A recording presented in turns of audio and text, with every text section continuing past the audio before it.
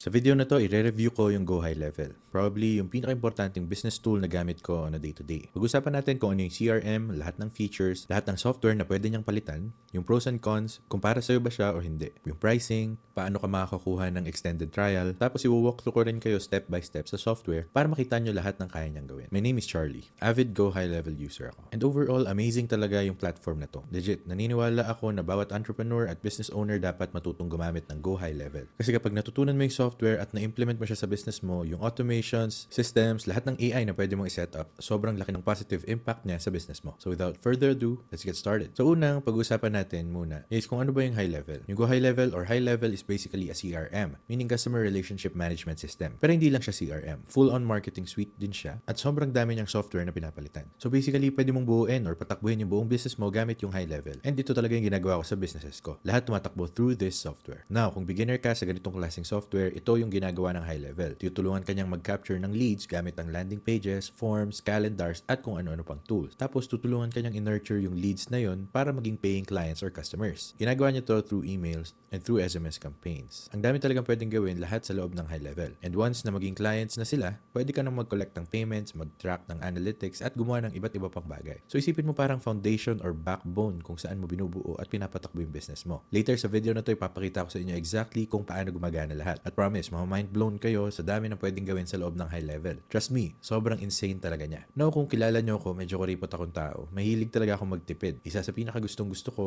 sa high level ay pinapalitan niya ang sobrang daming software. So instead na may dozens kang subscriptions, pwede mo i-cancel yung karamihan at high level lang ang gamitin. For me, alam kong nakaka-save ako ng at least $500 to $1,000 per month. Kaya para sa akin, isa to sa mga best software deals out there. Isa sa mga tanong na lagi ko nakukuha ay, Charlie, anong best plan para sa akin? And as you can see dito, may dalawang main plans na ginagamit ng karamihan. Yung starter plan at yung unlimited plan. Meron pang isang plan na $497 a month. Pero honestly, most of you, hindi nyo na yun kailangan. So, ang masasabi ko sa inyo, most of you, pwede magsimula sa starter plan. Nasa $97 lang siya per month. At bibigyan ka nito ng tatlong sub-accounts. Yung sub-account, isipin mo siya na parang isang business. So, kung may tatlong businesses ka, pwede mo patakbuhin silang lahat sa tatlong magkakaibang high-level account. Ngayon, kung gusto mo ng unlimited sub-accounts, which is perfect para sa mga maraming businesses katulad ko, mas sulit yung unlimited plan. Plus, kung may clients ka at gusto mo silang bigyan ng high-level accounts for free or as part ng package nila, mas okay talaga to kasi pwedeng gumawa ka lang na gumawa ng sub-accounts. Pwede mong ibigay yung sub-accounts na to sa clients mo for free or pwede mo rin silang singilin ng kahit anong amount. And yes, literal na pwede kang magkaroon ng hundreds of sub-accounts sa plan na to, which is pretty cool. Kung nagsisimula ka pa lang at hindi pa naman sobrang dami yung clients mo na pagbibigyan ng accounts, para sa akin, mas okay na muna yung starter plan. Makatipid ka sa una, tapos anytime naman pwede ka mag-upgrade to the unlimited account. Yung pricing na $97 at $297, sobrang affordable na yan in my opinion.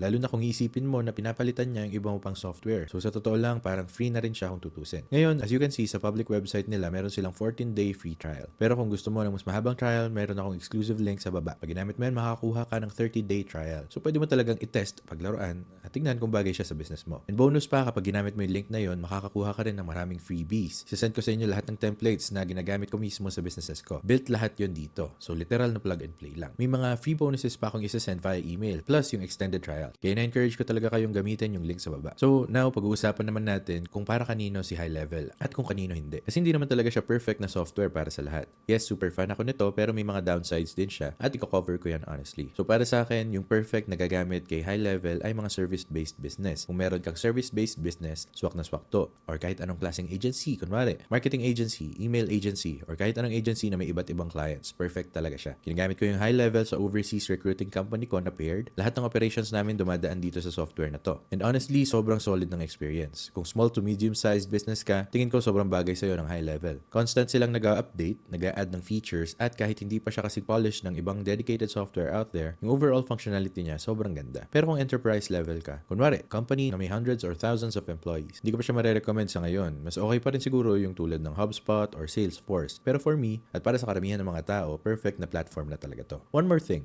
Hindi pa ganun kaganda si high level for e-commerce right now. So kung nagbabalak kang magbenta ng products online, mas okay pa kung gumamit ka ng Shopify. Yun talaga yung gamit ng halos lahat kasi yung e-com functionality ng high level, hindi pa talaga siya ready ngayon. Yeah, basically service-based businesses, agencies, course sellers, coaching, sila talaga yung pinaka-perfect na fit para sa Go High Level. Pagdating naman sa pros and cons, unang-una kong sasabihin, sobrang solid ng support ng high level. Like legit, anytime pwede kang pumunta dito. I-click yung question mark tapos pwede na ako mag-start ng Zoom call mismo with someone from their support team para sagutin lahat ng questions questions or concerns ko. Pwede ka rin mag-chat sa kanila. Pwede kang gumawa ng ticket. Basically, kung may hindi ka alam gawin or may problema ka, sobrang dali nilang makontakt at maayos agad. Ilang beses na nila akong na-save dahil dito. Promise. And alam ko na rin na sa umpisa, nakaka-overwhelm talaga ang high level. Medyo complicated siya sa una. Kaya yung ganito klaseng high quality support, malaking bagay talaga. Another big plus. Sobrang dami nilang AI features. And kung napanood nyo na yung iba kong content, alam nyo na naniniwala talaga ako sa AI. Naniniwala talaga ako na AI is the future. Every business, dapat gumagamit ng AI para mas ma-optimize nila kung paano nila pinapatakbo yung business nila. For example, pwede kang gumawa ng voice AI agent sa high level. Literal na kaya nilang tumawag at makipag-usap sa leads, clients at customers mo. Meron din silang conversation AI agents na kayang makipag-message sa leads at clients mo. Pwede mong i-train yung knowledge base para bigyan yung AI ng context para alam niya kung paano siya sasagot sa iba't ibang tanong. At sobrang dami pa nilang AI agent templates na pwede mong i-install mismo sa business mo. And another pro is halos kahit anong gusto mong gawin, kayang gawin ng high level. Later sa video, ipapakita ko sa inyo yung iba't ibang features niya para makita nyo mismo. Now, punta naman tayo sa cons. Syempre, may mga areas pa rin kung saan pwedeng mas gumanda si high level. For example, yung email functionality nila, okay na siya para sa siguro 95%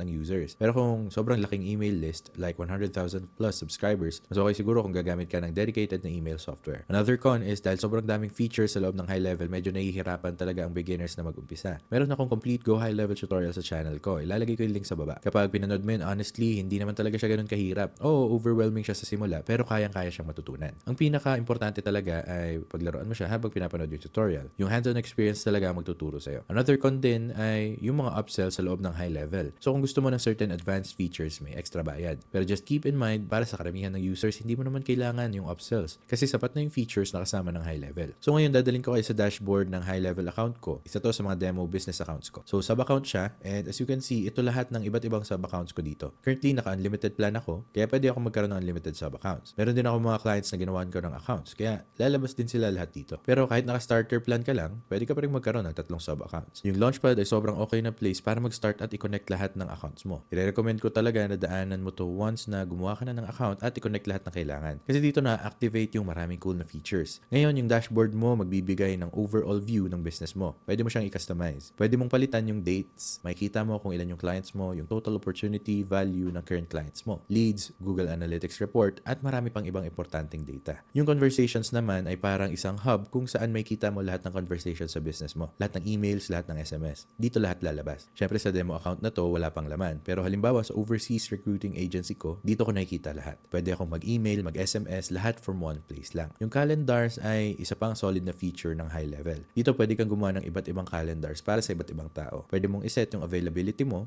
Kung may team ka na tumatanggap ng sales calls, pwede mo ring i-assign yung lead sa kanila. Kunwari, pumunta naman ako sa calendar settings. Click add new calendar. Pwede kang pumili sa iba't ibang calendar types. Halimbawa, kung gusto mo ng one-on-one meetings, piliin mo to. Kung gusto mo naman ng rotating yung appointments sa iba't ibang salespeople sa team mo, pwede mong gamitin yung option na yun. And yeah, sobrang similar siya sa Calendly. As in, halos papalitan niya na yun totally. Kaya kami talaga kami gumamit ng calendar feature sa companies namin. And honestly, sobrang okay ng performance niya. Next, contact. Dito lalabas lahat ng contacts mo. Leads, clients, lahat. Kapag kinlik mo yung isang tao, makikita mo lahat ng info about sa kanya. Makikita mo kung kailan mo siya contact, lahat ng conversations niyo, pati lahat ng activity niya. Yung opportunities naman, super cool nito. Dito pwede kang gumawa ng iba't ibang pipelines. If gagamitin niyo yung link ko, may kasama na siyang mga pipelines na ginagamit ko mismo sa businesses ko. Habang yung isang tao ay nag-move from lead to paying client or customer, pwede mo siyang ilipat from isang status papunta sa next. Kaya ang dali makita kung nasan siya sa mga pipeline mo ngayon. Of course, pwede ka rin gumawa ng automations para automatic na gumalaw yung mga tao from one status to another. Sobrang ayos nito pagdating sa organization. Everything just makes sense. And yes, sa payments, pwede ka rin tumanggap ng bayad mismo sa loob ng high level. Pwede kang mag-send ng invoices. Lahat nandun na. Pwede ka rin mag-send ng documents at contracts dito. Kami sobrang gamit na gamit namin to. Pwede ka rin mag-send ng payment links. At hindi lang yan. Si high level ay full-on marketing suite din. Pwede mo i-connect lahat ng social platforms mo tapos mag-schedule at mag-post ng content from one place lang. Honestly, insane talaga. Yung automations naman, dito talaga nagsishine si high level. Dito pwede kang gumawa ng iba't ibang workflows na automatic na tatakbo once na may nag-trigger na event. Pwede mo ring buuin yung workflows gamit ang AI. Kunwari, pumunta ako dito tapos click create workflow. Pwede tayong pumili mula sa mga templates. Ipapakita ko lang sa inyo yung ilang examples. Ang tawag dito ay recipes. Basically, mga pre-built workflows na halimbawa, auto missed call, text back. Pwede natin i-preview to at makita nyo na may trigger. Kunwari, may incoming call na na-miss. Tapos after nun, gagawa na siya ng iba't ibang actions. Kung hindi ka nagte-text ng potential leads after nilang tumawag tapos na-miss mo yung call, ang dami mong business na nasasayang. Kaya dapat talaga may ganitong automation ka na laging tumatakbo. Kapag pinili ko tong template na to, pwede ko na siyang i-edit. So lahat ng nandito editable. Kunwari, yung delay, nakaset siya ngayon sa 2 minutes. Pwede mo yung baguhin kung gusto mo. Pwede mong i-assign sa isang user, maglagay ng tag, palitan kung ano mismo yung message na ipapadala, and yeah, super helpful talaga. Honestly, dapat marami kang ganitong workflows na tumatakbo all the time. Ito talaga yung nagtatransform ng business from manual to systemized. Dito mo makikita na magiging totoong business na siya. Hindi lang siya basta hustle. And finally, pwede ka rin gumawa ng websites direkta sa loob ng high level.